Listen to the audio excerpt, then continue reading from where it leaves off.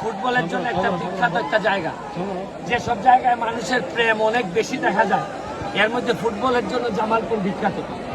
আমি এর আগে এই স্টেডিয়ামে অনেক মানুষের সমাগম হইতে দেখছি। আমার একটা শখই ছিল যে জামালপুরে খেলতে আসা। এই শখটা পূরণ করতে সহযোগিতা করেছেন আমাদের মাননীয় মেয়র সালু ভাই, আমি ওনাকে ধন্যবাদ জানাচ্ছি। শুনে এখানে কিন্তু আমি কালকে রাতে 4টার সময় ঢাকা এসে পৌঁছাইছি আমার এলাকা থেকে।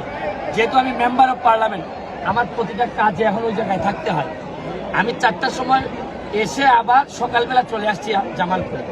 আমি আপনাদেরকে হারাইতে বা জামালপুরকে হারাইতে অথবা আমি জিততে আসি না, অথবা জামালপুর জিতক এটার জন্য আসি না।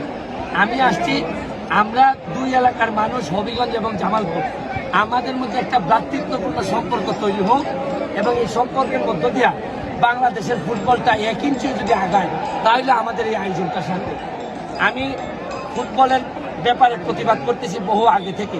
প্রতিবাদ করতে করতে আমি এখন মেম্বার অফ পার্লামেন্ট, আমি এখন মাননীয় প্রধানমন্ত্রীর সামনে কথা বলতে পারি। আমার একটা বিশ্বাস, ফুটবলের যে গণজাগরণ শুরু হয়েছে, আপনারা জানেন বিভিন্ন বিষয়ে দুর্নীতির বিষয়ে তদন্ত হইতেছে। আমার যতটুকু সাধ্যের মধ্যে আছে, আমি মেম্বার অফ পার্লামেন্ট হিসাবে শুধু আমার এলাকার ফুটবল না, বাংলাদেশের ফুটবলের উন্নয়নে কাজ করব এবং যেভাবে কাজ করলে 90 দশকের ফুটবলে ফিরে যাওয়া যায়, যেখানে আমাদের ঐতিহ্য ছিল। দেখেন ইন্ডিয়া অনেক দূর আগাই গেছে, এরা এখন মিডল ইস্টদের সাথে কম্পেয়ার করে প্রতিযোগিতা করে। আমরা এখন সাউথ এশিয়াতেই টিকতে পারি না, আমরা ফার্স্ট রাউন্ডে আমরা বাদ হয়ে যাই। আমি চেষ্টা করে যাচ্ছি, যেহেতু আমাদের সবার প্রথম প্রেম ফুটবল, এই ফুটবলের প্রেমটা আবার ফিরাই নিয়ে আসতে চাই। আমরা সবাই আবার মাঠে আসতে চাই। দেখেন এত সুন্দর মাঠ, যারা এই জামালপুরের মাঠটা বানাইছেন তাদেরকে আমি ধন্যবাদ জানাই। কিন্তু মাঠে মনে হয় না খেলা খুব বেশি হয়, খেলাটা আবার ফিরাই আনতে হবে। আমি আবারও ধন্যবাদ জানাচ্ছি মেয়রকে, মেয়র মহোদয় যে এই খেলাটার মধ্য দিয়ে পাবলিকের যে একটা গ্যাদারিং তৈরি করতে পারছেন।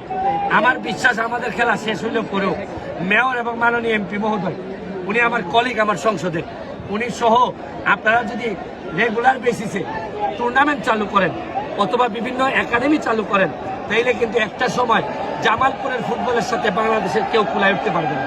এটা আমার একটা বিশ্বাস আছে। আমি আবারও ধন্যবাদ জানাচ্ছি। আজকের খেলাটা খুবই সুন্দর হবে, এই প্রত্যাশা আজকে বিদায় দিচ্ছি। Thank you.